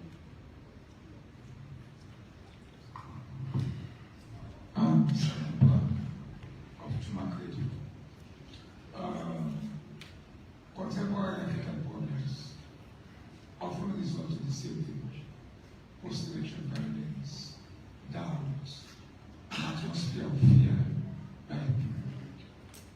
The question I want to ask: there have been many challenges, many inadequacies, and with the high presence of the international observer missions in the country, we are able to see all of these things. But we've just been told in the various press conferences that we're just observing and not monitoring. Years before now, we made recommendations, and those recommendations were to be adhered to. So, with the problems like late arrival of sensitive materials, late arrivals of polling staff, and late opening of polling stations, and those who are deprived of not given access to vote, even they have voting slips or other form of identification, they didn't find their names recorded in the voter register, and they are disenfranchised. So I don't know, were those part of your recommendations, or do you want to make them now part of your recommendation for future projects? Thank you. Thank you very much. First, about the violence, and to compare it to the last election. I would like to stress that we do not compare elections with each other. All the elections are one of a kind. But what we do is observe the election, and based on the elections that we are observing, we will, of course, put forward all recommendations to address those problems and challenges that occurred during the process until now, and what we will be observing also until the election process is concluded. But there has been violence incidents, and it is growing, and as I also have mentioned, it has led to fear and insecurity among the population as well as those who have been working at the polling stations. I really, really want to applaud everyone who was working at the polling stations as well as the whole population of Sierra Leone. Some stations 5 in the morning to cast their votes and stood in the queue in a peaceful way for hours to be able to use their democratic right to cast their vote. I also want to applaud the polling staff members. Some of them didn't even sleep at all during the night before, nor the night after. So all of you have taken a big responsibility and have really shown your commitment towards the democratic process as you have done since the end of the Civil War. It is the 5th election the country is conducting right now. And I would just want to encourage to a peaceful continuation of the elections and encourage and call on to the competent authorities to ensure transparency and good communications until the elections are concluded. Only 2 polling stations of those we observed were opened in time. Most of them opened within 1 hour. A few of them, it took a bit longer time to open. As regards to the closing, it is unfortunate that during midday there was different information that was spread about what to expect for the closure of the polling stations. However, at 3 o'clock it became clear what would be the rule. This should have been communicated more clearly and more timely in advance. In some places, our observers observed huge queues, big queues at 5 o'clock, and those that were standing in the queue had the possibility to cast their votes in accordance with the regulations. Because if you're standing in the queue before 5 o'clock, you're also supposed to be able to cast your votes.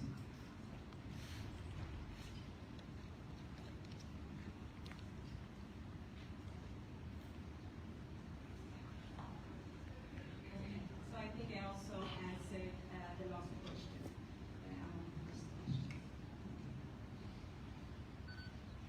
Thank you very much.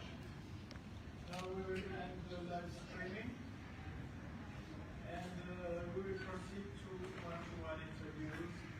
Thank you so much for coming in numbers and thank you to the speakers. Thank you very much. Thank you very much, all of you, for coming today.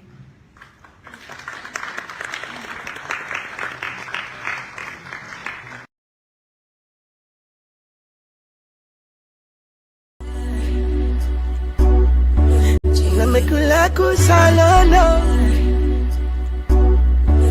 namekulaku salono, chip in the building. TD and Africa Media, they say,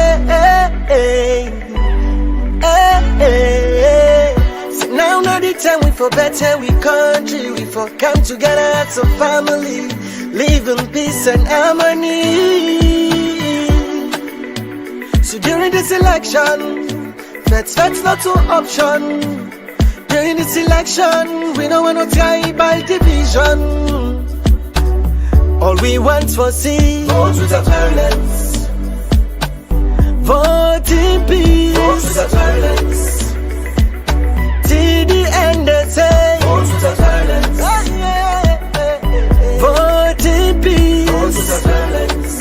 Till the end they say all we want for vote without violence, all we want for sin, all we want for vote without violence. Till the end they say all we want for sin, all we